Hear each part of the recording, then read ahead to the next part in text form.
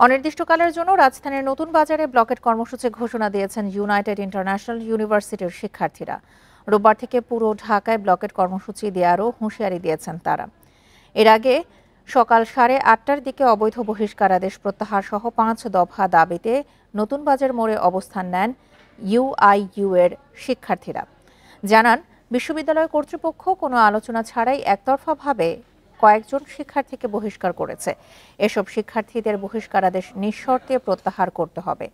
এছাড়া বিশ্ববিদ্যালয়ের প্রশাসনিক শূন্যতা দূর করে দ্রুত স্বাভাবিক একাডেমিক কার্যক্রম শুরু করতে হবে।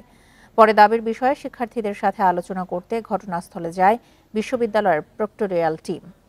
সড়কে যান চলাচল ব্যাহত হওয়ায় সকাল 10টার দিকে লাঠিচার্জ করে পুলিশ। এতে আহত হন কয়েকজন শিক্ষার্থী। লাঠিচার্জের পর আবারও রাজধানীর নতুন বাজার সড়ক অবরোধ করেন শিক্ষার্থীরা। এতে সড়কের দুপাশে যান চলাচল বন্ধ রয়েছে। ভোগান্তিতে পড়েছেন যাত্রীরা।